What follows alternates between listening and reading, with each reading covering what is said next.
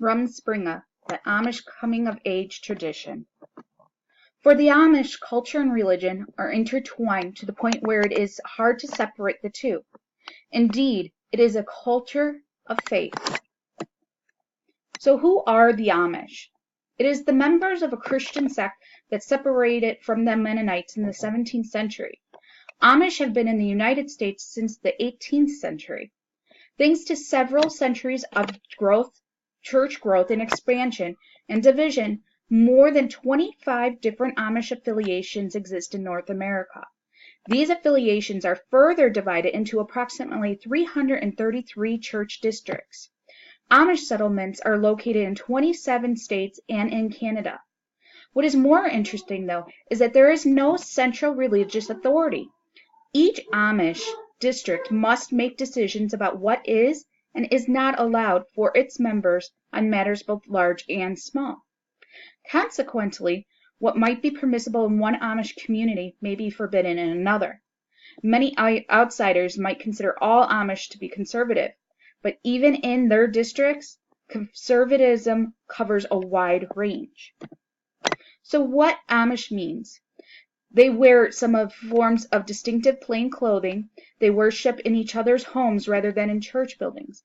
They do not connect their homes with public utilities. They use horse and buggies as primary means of transportation. They limit formal education to the 8th grade. They live in rural communities. They emphasize an agrarian lifestyle. They are pacifists. They choose their religious leaders through divine appointments by drawing lots. They speak German as a dialect, and it is their primary language. They value the history of their people and their martyrs' heritage, and they adhere to a statement of faith known as the 18 Articles. But what is Rumspringa? Rumspringa is the Amish ritual that lets the youth of their community a chance to experience freedom before they are expected to fully dedicate to the religion. And Rumspringa can last from age 16 to 26.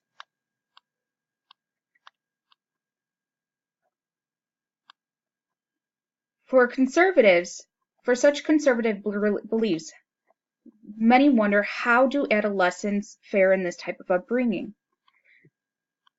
Amish kids encounter the same dangers and challenges as do most adolescent teens, but it is more concentrated than children of their age group in other cultures. Two main reasons. One is that they arrive at adolescence after childhoods that are far more sheltered and structured.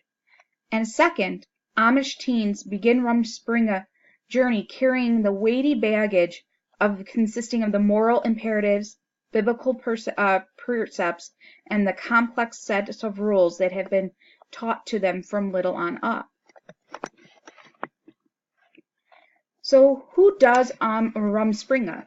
Rumspringa is only for the youth of the Amish communities.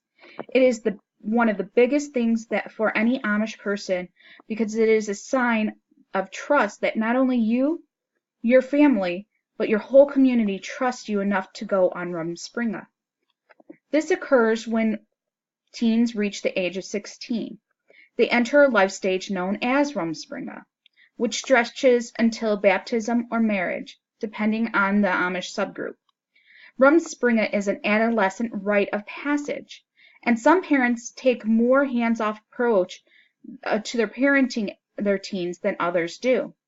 Their social lives become more independent from their families. So at this point, we are asking, why do they do Rumspringa?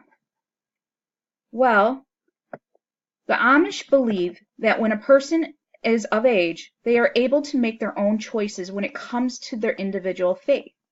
Rumspringa gives youth a time to decide and experiment with their faith before they are fully baptized. The Amish youth live stuck between two authorities during the time of Rumspringa.